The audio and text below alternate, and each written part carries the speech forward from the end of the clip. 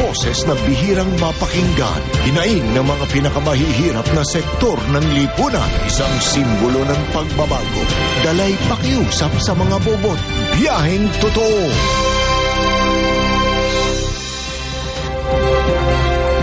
Sa pagpapatuloy ng biyaheng totoo ng GMA News and Public Affairs, atin namang silipin ang lungsod ng Cebu.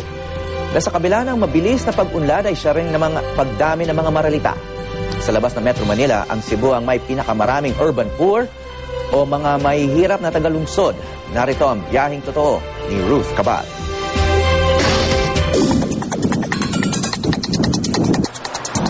Kung kailan palubog na ang araw, tsaka palang umaarangkada si Aling Lucia.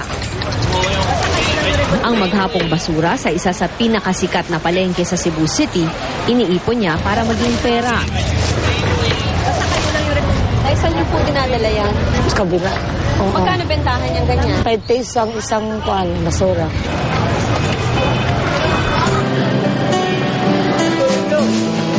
Siyam na anak ang ibinunga ng 28 taong pagsasama nila ng kanyang asawa.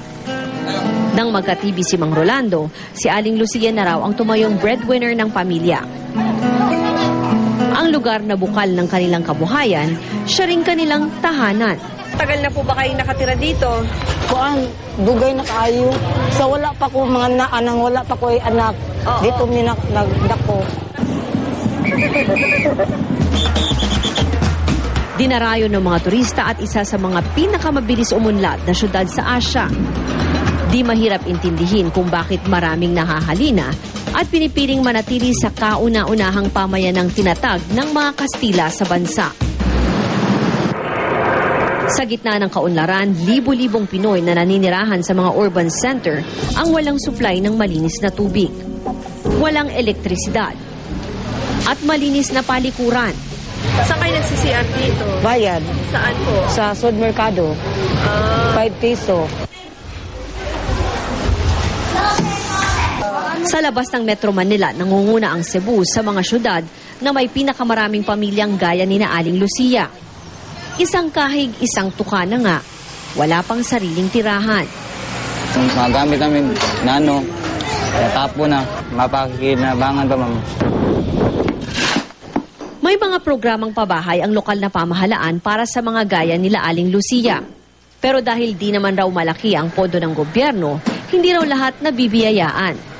Yung Cebu City, meron siyang socialized housing program. Tapos dinidistribute or ina-allocate doon sa mga beneficiaries. The problem now is, where would the city relocate them?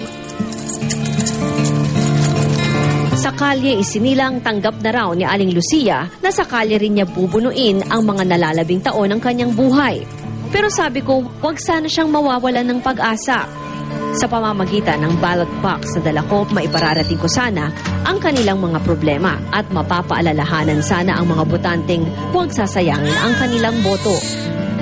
Naipakisulat po dito sa papel kung ano po yung kamusta yung buhay niyo dito. Marunong mo ba kayo sumulat?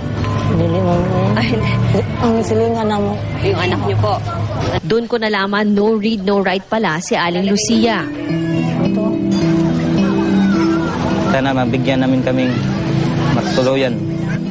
Kung tutuusin, hindi lang naman proteksyon ang ibinibigay ng isang bahay. Palagay ang loob ng pamilyang may tahanan at higit sa lahat, may sapat na dignidad. Ako si Ruth Cabal. Ito ang aking biyaheng totoo.